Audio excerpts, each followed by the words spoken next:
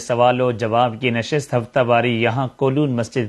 Hong Kong سے براہ راست ہوتی ہے۔ ہماری کمیونٹی کی طرف سے آئے ہوئے سوالات کے جوابات دیے جاتے ہیں۔ کئی سوالات میں سے ایک سوال یہ آیا ہے کہ کریڈٹ انٹرسٹ کا حکم کیا ہے، یعنی ان کے بینکوں کے اندر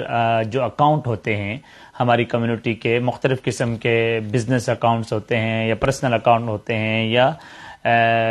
سیونگ اکاؤنٹ ہوتے ہیں، مختلف قسم کے جو اکاؤنٹس ہیں ان اکاؤنٹس میں باقاعدہ طور پہ انٹرسٹ لگ کے آتا ہے، اگرچہ وہ بہت معمولی رقم ہوتی ہے۔ تو یاد رکھیے کہ وہ انٹرسٹ ہے، وہ سود ہے، وہ حرام ہے، ناجائز ہے، اور اس جان چھڑانی چاہیے اس رقم سے، اور اس رقم کو جو بھی آ جائے، آپ کے پاس منتھلی اس کی بینک اسٹیٹمنٹ آتی ہے یا آپ سالانہ طور پہ اس کو دیکھ لیا کریں، اور وہ جو رقم آئی ہو اس رقم کو بغیر ثواب کے نیت کے، ثواب کی نیت نہیں ہونی چاہیے، صرف جان چھڑانے کی رقم کے آپ صدقہ کر دیں۔ ظاہر ہے کیونکہ وہ سود ہے تو سود والی رقم سے ثواب کیسے حاصل کیا جا سکتا ہے؟ نہیں، لہذا آپ اس ثواب کی نیت بھی نہ کریں، کیونکہ رسول اللہ صلی اللہ علیہ وسلم نے، آپ جانتے ہیں کہ سود کے حوالے سے بڑی سخت وعید ارشاد فرمائی ہے، لعن اللہ، اللہ کی لعنت ہے اس شخص پر جو آکل ہے یا موکل ہے یا کاتب ہے، کھانے والا ہے، کھلانے والا ہے، اس کی لکھنے والا ہے، دلالت کرنے والا ہے، وہ ان معاملات کے اندر اس کی جو کمائی اس کے پاس آئے گی یا جو اس طرح کے معاملات میں پڑے گا، وہ سودی معاملات کے اندر اگر وہ پڑے گا تو وہ رقم، وہ پیسہ، وہ پراپرٹی، وہ چیز حرام ہوگی۔ اس لیے آپ کے اکاؤنٹ کے اندر جو رقم انٹرسٹ ہو کر آئے، جو باقاعدہ الگ سے بینک اسٹیٹمنٹ کی طرف سے لکھی ہوئی ہوتی ہے، تو اس کو بلا نیت ثواب صدقہ کر دیں۔ اور اگر کہیں پر کسی جگہ پر، کسی روڈ، کسی سڑک یا کسی جگہ پر کوئی باتھ روم بنانے ہوں یا اسی طریقے سے کوئی عام لوگوں کے فائدے کی کوئی چیز ہو تو یہ رقم وہاں پر بھی خرچ کی جا سکتی ہے۔ اور اگر کسی کو ضرورت مند ہو، بیمار ہو، دکھی ہو، اس کو دوائیوں کی ضرورت ہو تو آپ پھر بھی اس کو یہ رقم دے سکتے ہیں، اور اس رقم کے اندر آپ ثواب کی نیت نہیں کریں گے۔ امید ہے مسئلہ سمجھ میں آ گیا ہوگا۔ ایک صاحب نے یہ مسئلہ پوچھا ہے کہ کیا ہم زندگی میں اپنی میراث تقسیم کر سکتے ہیں، یعنی جو انہیریٹنس رائٹس ہوتے ہیں، جو اس کے حقوق ہوتے ہیں میراث کے، جو اس کی ملکیت میں ہوتے ہیں، اور آیا وہ اپنی زندگی کے اندر ہی اپنے بچوں، بچیوں، فیملی کے افراد کے اندر اگر وہ میراث کو تقسیم کرنا چاہے تو کر سکتا ہے یا نہیں؟ جواب یہ ہے کہ جی ہاں، وہ کر سکتا ہے، لیکن یاد رکھیے زندگی کے اندر اگر وہ میراث کے مال کو تقسیم کرے گا، یعنی اپنی جائیداد کو، اپنے پیسے کو، اپنی دولت کو، تو وہ میراث نہیں کہلائے گی۔ میراث کہتے ہی اس کو ہے کہ جو بعد المرگ، بعد الموت جو مال ہوتا ہے، وہ جو مال ہوتا ہے اس کو میراث کہا جاتا ہے۔ تو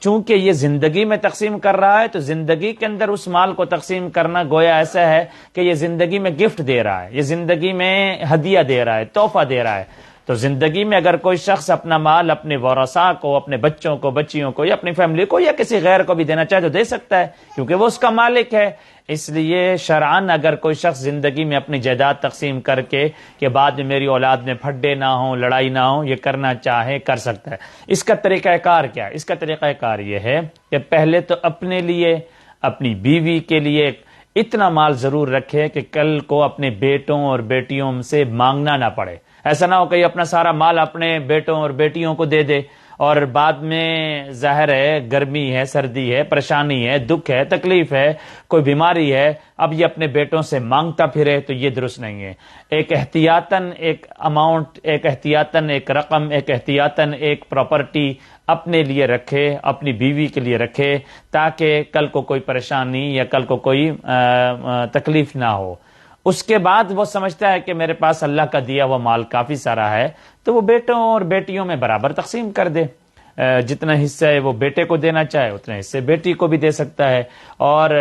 جس حساب سے تقسیم کرنا چاہے کر سکتا ہے۔ یا قرآن کے اصول کے مطابق، میراث کے اصول کے مطابق کہ بچیوں کو ایک حصہ، بیٹی کو ایک حصہ، بیٹے کو 2 حصے دے، کیونکہ بیٹے پر ذمہ داریاں زیادہ آتی ہیں، ان کو آگے فیملی، گھر، خاندان چلانا ہوتا ہے، اور بیٹی نے اپنے گھر جانا ہوتا ہے۔ تو قرآن اور میراث کے اصول کے مطابق بھی بیٹے کو 2 حصے کر دے، ڈبل دے دے، اور بیٹی کو 1 حصہ دے دے۔ اس طرح بھی کر سکتا ہے، اور اس طرح بھی کر سکتا ہے کہ برابر سرابر تقسیم کر رہے، لیکن بغیر کسی وجہ کے کہ بھائی بعض بچے مجھے زیادہ اچھے ہیں یا بعض میرے ساتھ زیادہ اچھے ہیں، اور دوسرے بعض کو محروم کر دے، ان کو ان کی جائیداد میں یا ان کے مال میں حصہ نہ دے، تو یہ شرعاً درست نہیں ہے، اس کو اسلام پسند نہیں کرتا۔ ایک صاحب ہیں ڈاکٹر وسیم صاحب، جو مسلسل ہمارے سائل ہیں، کئی دفعہ سوال کرتے رہتے ہیں۔ ان کا سوال ہے یہیں ہانگ کانگ سے، وہ پوچھ رہے ہیں کہ تعزیت کا شرعی اور اسلامی طریقہ کار کیا ہے؟ تو یاد رکھیے کہ تعزیت کسے کہتے ہیں؟ تعزیت کا بنیادی مقصد یہ ہے کہ ورثاء کے بعد، یعنی مرحوم کے ورثاء کے پاس جا کے غم کا اظہار کرنا، اسے تسلی دینا، اس کے لیے صبر کے بول بولنا، اسے تعزیت کہتے ہیں۔ کوئی شخص اگر چلا جائے اور جا کے اس کے بیٹے کو یا اس کی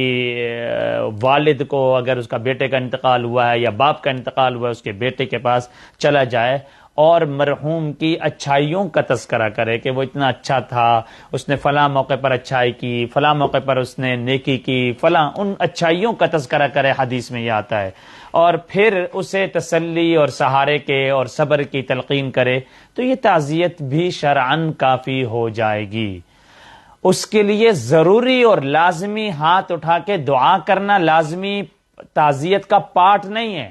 لیکن اگر اس وقت لوگ جمع ہیں، دل چاہ رہا ہے، تو اگر اس وقت سارے مل کر اجتماعی طور پہ اگر کچھ دعا کر لیتے ہیں تو شرعاً اس کی بھی گنجائش موجود ہے۔ لیکن جو رسم اور رواج ہمارے ہاں یہاں ہانگ کانگ کے اندر بھی دیکھنے میں آئی ہے، پاکستان کے اندر بھی ہے، کہ بعض لوگ جب مجلس میں بیٹھتے ہیں تو وہ جب وہ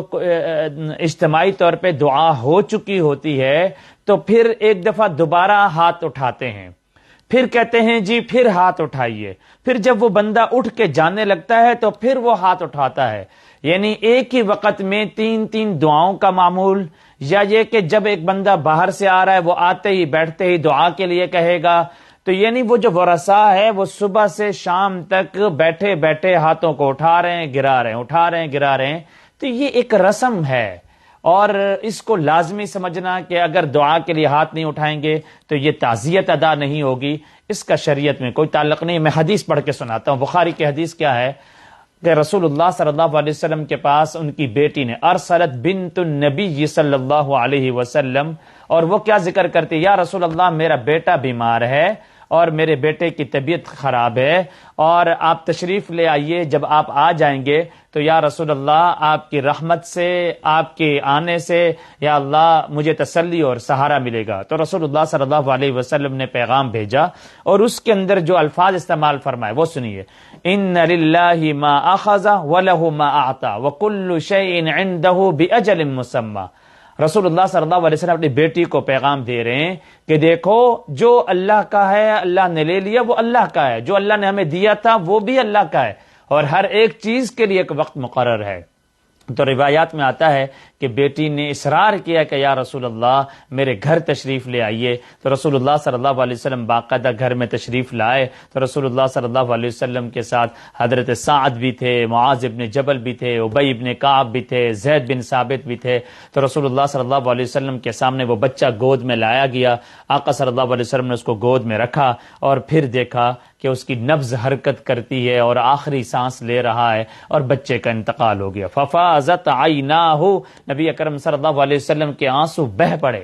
تو جب یہ صورتحال ہوئی تو حضرت سعد نے پوچھا ما ھذا یا رسول اللہ، یہ کیا ہو گیا یا رسول اللہ آپ کے لیے صلی اللہ علیہ وسلم؟ تو نبی اکرم صلی اللہ علیہ وسلم نے فرمایا ھذا رحمت، یہ رحمت ہے، یہ دکھ ہے، یہ غم ہے جو اللہ تعالیٰ نے اپنے بندوں کو عطا کیا ہے۔ تو یہاں تک یہ پورا طریقہ کار تعزیت کے اندر